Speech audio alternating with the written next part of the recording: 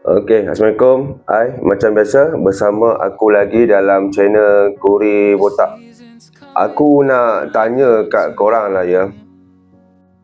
Weh, jujur aku nak tanya ni. Kat rumah korang pakai aircon inverter atau non-inverter? Okey, inverter atau non-inverter? Soalan aku, kebanyakan lah korang mesti pakai aircon inverter kan, betul tak? Okey, macam aku sendiri pun aku pakai aircon inverter. Kenapa korang nak pakai aircon inverter? Mesti dengan bangganya korang akan jawab, mestilah bang, aircon inverter kan jimat. Jujurnya aku nak tahu, jimat ke tak bil elektrik korang tu?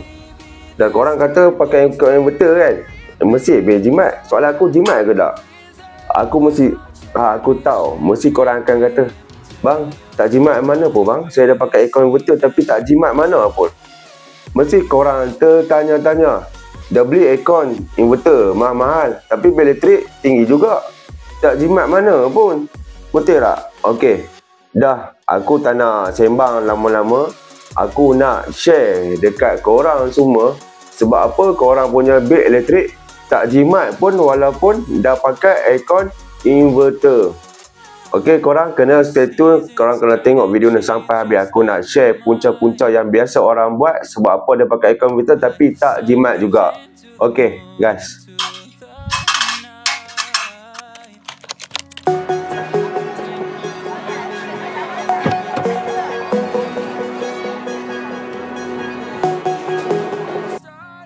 Okey, so ni aku nak share kat korang 3 kesilapan paling biasa yang orang buat bila guna aircon inverter. Okey, 3 kesilapan yang paling biasa orang buat silap bila dia pakai aircon inverter. Okey, kesilapan yang pertama, korang kerap sangat buka tutup aircon tu. Okey, aircon inverter ni bukan macam Maggi 3 minit siap. Dia perlukan masa, okey, 3 hingga 4 jam operate. Okey, maksudnya 3-4 jam operate, beroperasi dengan betul dan stabil. Okey, kalau kau on sekejap, lepas tu tutup balik, panas sikit, hidup balik, kau sebenarnya, okey, korang sebenarnya tengah ajar aircon kau jadi boros. Sebab apa?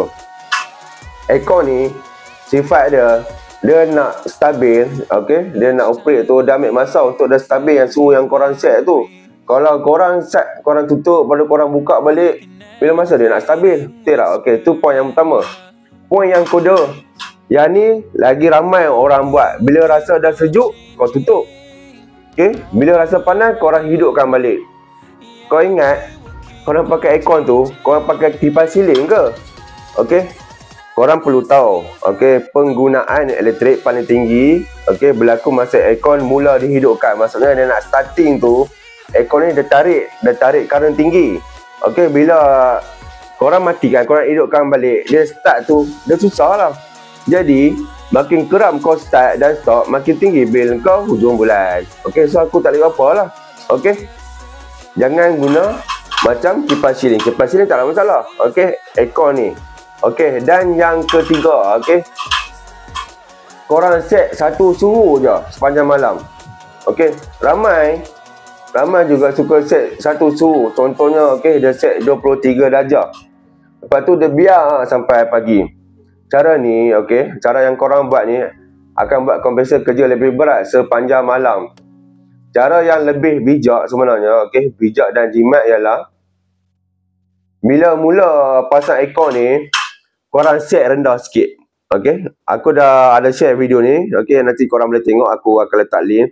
Okey, korang bila mula pasang aircon, set pada suhu 16 darjah Celsius dan kipas korang set paling kuat.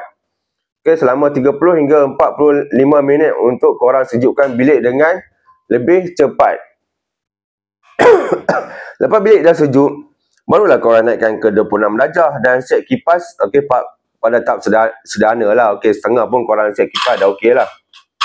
Okey, sini aku nak explainkan sikit kat korang. Okey, korang perlu faham, bila kita guna aircon, okey, tenaga paling banyak sebenarnya digunakan ialah masa ia mula dihidupkan. Okey, kompresor akan guna banyak tenaga untuk mula bergerak. Okey, kau biasa akan guna banyak tenaga untuk mula bergerak. Dia macam kau kayuh basikal lah. Okey, kayuhan pertama okey, korang kayuh basikal masa awal tu mesti korang akan rasa penat sikit, betul tak? Okey, bila dia dah jalan, kau just maintain je. Okey, kadang-kadang kau lepas pedal tak apa, dia dah berjalan lah. Okey, macam basikal lah. Masalahnya, kau ni asyik start, lepas tu korang stop. Lepas stop, memanglah letih lah. Mesin memanglah lebih akan naik. Sebab dia tak boleh beroperasi bila korang rasa nak start, korang start. Korang nak stop, korang stop. Tak boleh macam tu. Okey. So, lepas ni, kalau brake elektrik naik, korang jangan bising lah. Korang salahkan TMB ke dulu ke cas lebih. Kenapa brake elektrik aku lebih kan? Aku dah pakai aircon betul pun tapi tak jimat juga brake elektrik aku lebih pun. Korang salahkan TMB lah, cas terlebih ke apa. Okay, korang check dulu cara kau guna aircon tu, cara kau layan aircon tu. Aircon inverter sebenarnya tak salah pun. Korang je kepala sikit kan. Korang tak faham cara nak guna dengan betul. Kalau korang guna betul, korang tak perlu beli inverter pun. Korang pakai non inverter pun, insyaAllah memang bil korang pun boleh jimat. Okey. Kalau video ni kau buat kau rasa macam, oi abang ni, kau ajak ni, tak, aku nak cakap kat korang kan, cara guna yang betul lah. Okey, sebab aku dulu pun salah guna juga, aku tak faham macam mana cara ikut inverter ni bekerja. Okey, bila kau dah faham, okey, kau dah cari kat mana sebab bil korang naik, okey, korang boleh perbetulkan lah. Bila korang dah tahu punca, okey, korang akan, oh sebab ni kot bil elektrik aku naik. So, korang janganlah buat benda tu lagi. Okey, video aku sampai kat sini saja. Kalau korang rasa video ni bermanfaat, okey, tolong aku like, share dan komen yang positif lah untuk aku improve lagi. Okey, dan aku akan share lagi tip-tip dan cara penggunaan yang betul, okey, pasal aircon ni, okey. Dan yang paling penting, jangan lupa subscribe channel aku, Kuri Buta. Okey, Assalamualaikum. Jumpa lagi di next video. Bye-bye.